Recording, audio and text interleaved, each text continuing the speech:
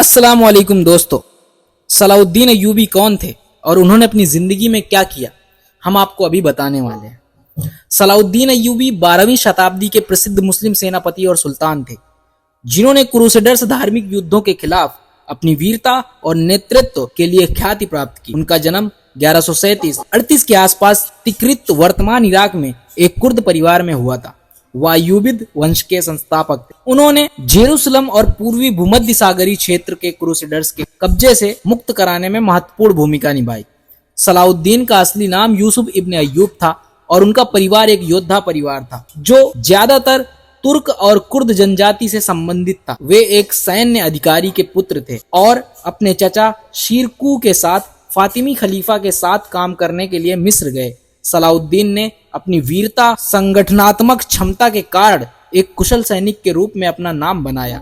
1169 में वह मिस्र के वजीर बन गए और कुछ समय बाद फातिमी राजवंश के पतन के बाद मिस्र के वास्तविक शासक बने। सलाउद्दीन ने 1171 में फातिमी खलीफत को समाप्त कर दिया और अय्यूबिद वंश की स्थापना की, जिसने मिस्र के साथ साथ सीरिया और अन्य क्षेत्रों में भी शासन किया। उन्होंने सुन्नी इस्लाम को पुनः स्थापित किया और अपनी शक्ति को फैलाया।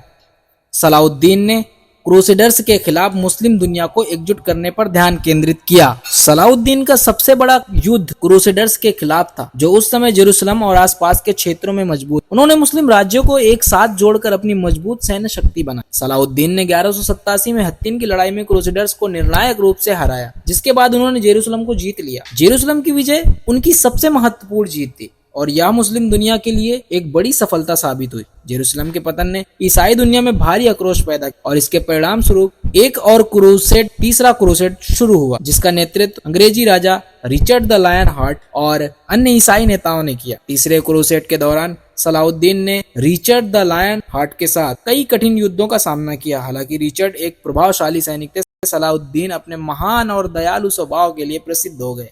उन्होंने अपने दुश्मनों के प्रति भी नरमी दिखाई और सम्मान दिखाया। जेरूसलम पर ईसाई सेना का फिर से कब्जा नहीं हो सका, लेकिन सलाउद्दीन ने ईसाई तीर्थयात्रियों को शहर में आने की अनुमति दे दी। सलाउद्दीन की मौत 4 मार्च 1193 को दमिश्क, सीरिया में हुई। अपने मौत के समय उन्होंने एक ऐसा साम्राज्य छोड़ा जो पूरी तरह से एकजुट और एक मजबूत सेना के साथ था। उन्हें एक दयालु, ईमानदार और न्यायप्रिय शासक के रूप में याद किया जाता है, जिन्होंने अपने दुश्मनों के प्रति भी सम्मान और प्यार दिखाया, दया दिखाई। सलाउद्दीन का नाम मुस्लिम और ईसाई दोनों जगत में सम्मान के साथ लिया जाता है। ईसाई इतिहासकार भी उनकी वीरता और दयालु स्वभाव को मान्यता देते हैं। उनकी जीत ने जेरूसलम और पूरे मध्यकालीन इतिहास में एक स्थायी छाप छोड़ी। दोस्तों, इसी तरीके से हिस्टोरिकल और बायोग्राफिकल वीडियो देखने के लिए आप हमारे चैनल को सब्सक्राइब कर सकते हैं, शेयर कर सकते हैं, पसंद आया तो लाइक कर सकते हैं। बहुत बहुत शुक्रिया।